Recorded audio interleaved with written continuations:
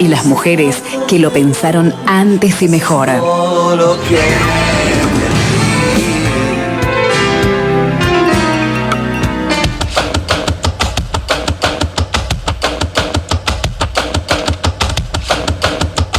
Como cada miércoles, el espacio para escuchar en la mañana Así Son las Cosas, esos 15 minutitos que les ofrecemos para que hagan una tregua en el día, en el ritmo, en lo que estén haciendo, en la oficina, en el trabajo, en la casa, allí donde estén. Vamos a escuchar las reflexiones. Hoy le damos la bienvenida a esta sección a un filósofo, docente de nuestra Universidad Nacional de Río Cuarto, que se suma al grupo, el profesor Juan Pablo Cedriani. Un gusto, Juan Pablo, bienvenido. Un gusto, muchas gracias por el espacio. ¿Todo bien? ¿Están? Sí, todo bueno, bien. Juan Pablo se suma para complementar su participación con la de Guillermo Rica, que por razones profesionales y académicas tiene compromisos en la Universidad de San Luis, y también con José San Martín, que va a colaborar con nosotros, pero que también tiene motivos particulares que no le permiten la dinámica de cada miércoles sumarse con sus análisis que tanto valoramos y enriquecen nuestro programa.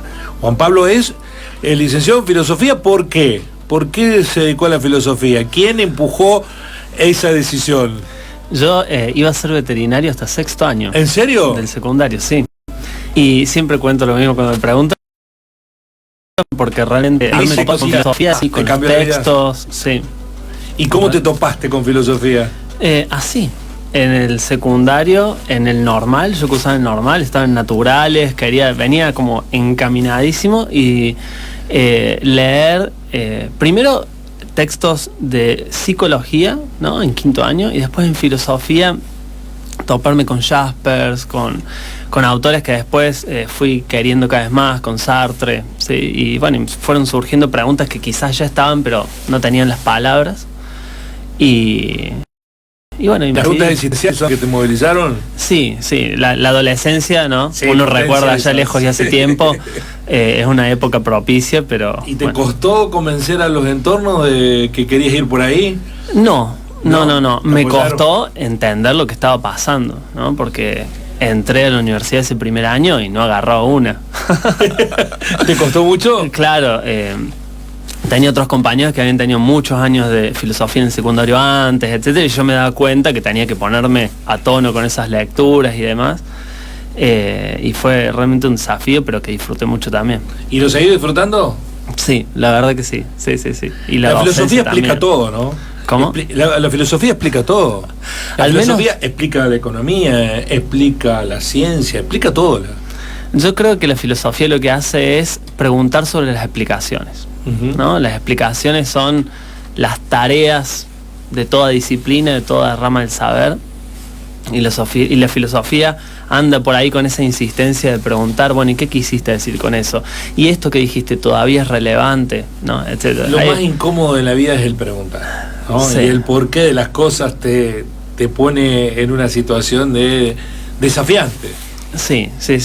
Pero creo que por ahí lo importante, y sobre todo desde, por lo menos como entendemos la filosofía, es que uno no parte desde un lugar de saber, o al menos intente hacerlo, ¿no? Sino que esa pregunta genuinamente ponga un abismo entre las dos personas que se preguntan, ¿no? Que ponga esa especie de vacío ahí, esa tarea pendiente. Bueno, ¿no? Vamos a alimentar el abismo entonces. Ojalá que coma algo. El tema de hoy de Juan Pablo Cedriani es locura y libertad.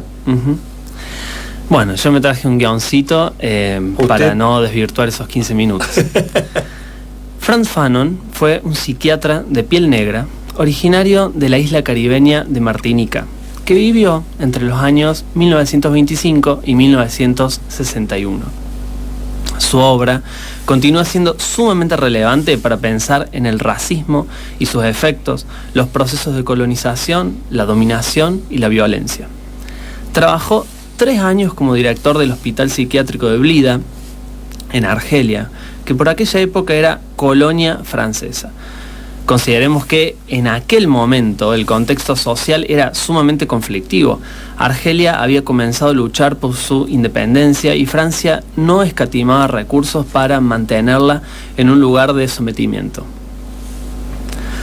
Como parte de esa lucha, Francia enviaba regularmente a las fuerzas del ejército y las fuerzas policíacas a irrumpir en el hospital durante el día o por la noche para revisar las instalaciones e interrogar violentamente al personal y a los internos. Llegado el mes de diciembre de 1956, renuncia a su puesto, y la renuncia en sí misma, la carta de renuncia, es un manifiesto por la salud mental.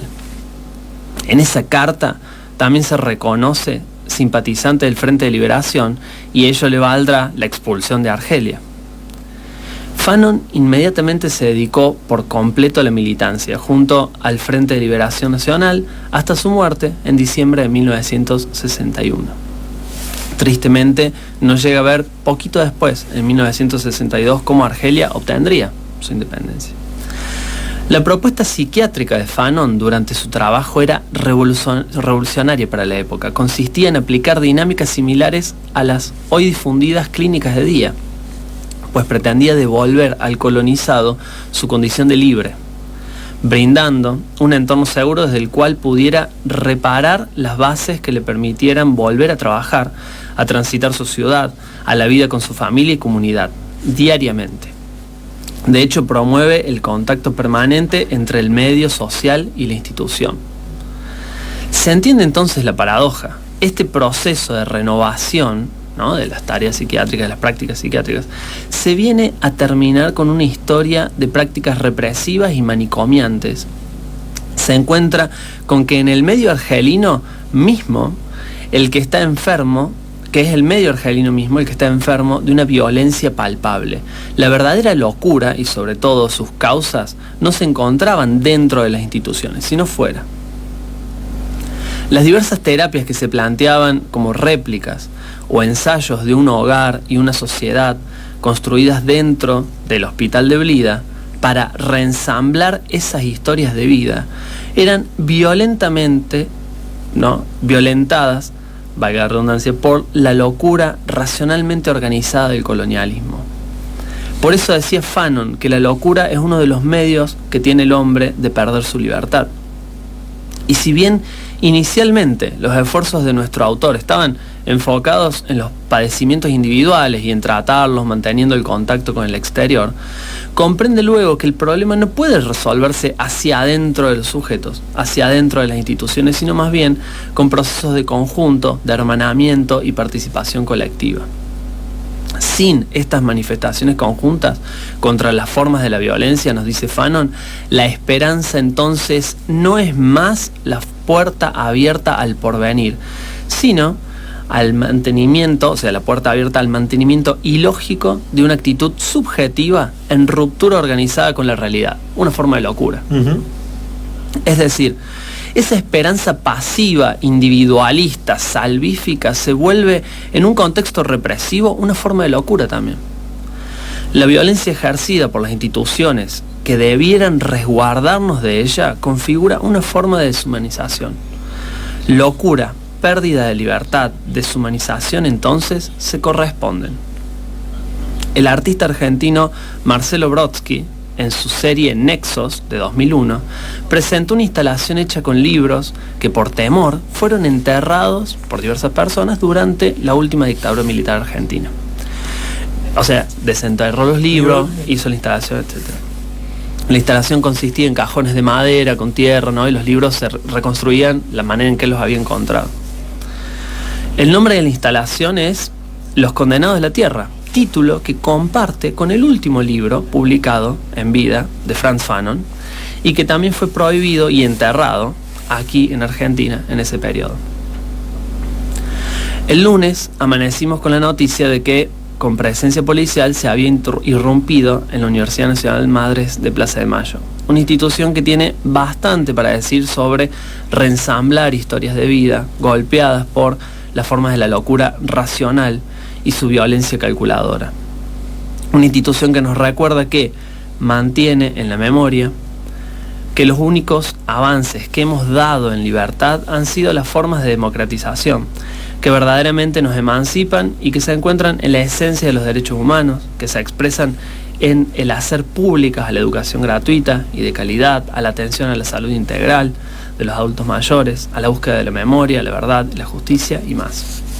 Y que en las palabras mismas que conjuran su creación, reunidas en la ley 27.731, dictan que todo contenido que se imparta en cualquiera de sus actividades y trayectos están orientados en la defensa, protección, investigación y promoción para el ejercicio efectivo de los derechos humanos, conforme se desprenden de la Constitución Nacional, de los tratados internacionales en la materia y de las leyes nacionales, e insta a efectuar prácticas en territorio en todos esos ámbitos también, ¿no?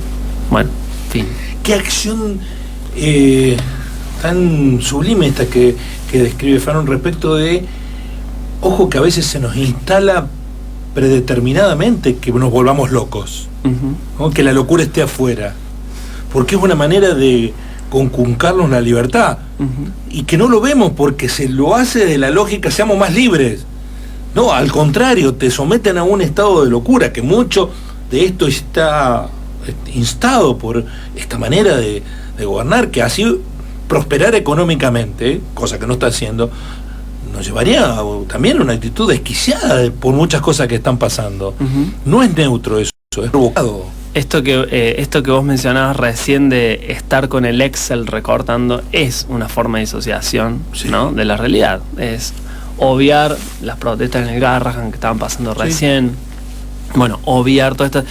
Uno, si se pone a enumerar ejemplos, ¿no? Sí. Empieza y no termina, pero esta forma de disociación, este diálogo con los números que van y que vienen, ¿no?, y no con los cuerpos que nos rodean, con las necesidades que nos rodean, es una forma de locura, e instaura y va minando y va socavando, ¿no?, las formas de la comprensión humana, ¿no? El biógrafo de Milei, que es un provocador, dijo que veía bien que cerraran la Universidad de las Madres porque era un antro de ideología, como si la Universidad Católica Argentina no lo fuera, como si fuera un antro de neutralidad del conocimiento. No, está sesgada porque la Iglesia influye sobre la enseñanza, como si la Universidad Siglo XXI, que es dueña, cuyos propietarios son 4 o 5 grandes empresarios de la provincia de Córdoba, no tuviera ideología, no fuera un antro de ideología, como si la Universidad de Belgrano o las universidades más caras de la Argentina no fueran un antro de ideología. El problema es que no quieren otra ideología que no sea la imperante. Ah, por supuesto. Las ideologías son esos relatos coherentes de la realidad, ¿no?, que están permanentemente en disputa, y quizás la mejor estrategia es esa que es aludida al innombrable, ¿no? Sustraer su propia presencia evidente, ¿no? Ubicarse en el lugar de enunciación externo al problema, ¿no? Y por ahí, para como abonar, ¿no?, la tarea un poco de la filosofía en esto que decías del preguntar, siempre también desde algún lugar, ¿no?, al menos trata de señalar esos rictus, esas inconsecuencias, esos cortocircuitos ideológicos, y en todo caso, quizás trate de decirlo de alguna manera al final, democratizar esos aspectos, ¿no? Si vamos a estar en algún tren, que sea algún tren que abra, ¿no?, que abra las posibilidades a más diversidad y demás, y la pregunta sobre esas verdades, ¿no?, sobre qué es la libertad, etcétera, son preguntas que intentan romper esas formas de nombrar tan cerradas muchas veces, ¿no? Juan Pablo, celebramos la incorporación al equipo de Ideas y Reflexiones. Gracias por aportarnos tu conocimiento. Voy a tratar de no pegarle el micrófono. No, pero eso, lo hacemos nosotros, lo hacemos todo el tiempo nosotros. Muchas gracias. Muchísimas gracias. Juan Pablo Cedriani, licenciado en Filosofía, se incorpora al equipo de filósofos y cada miércoles en Así son las ideas y las reflexiones nos ayudan a comprender la realidad. Así son las ideas y las reflexiones.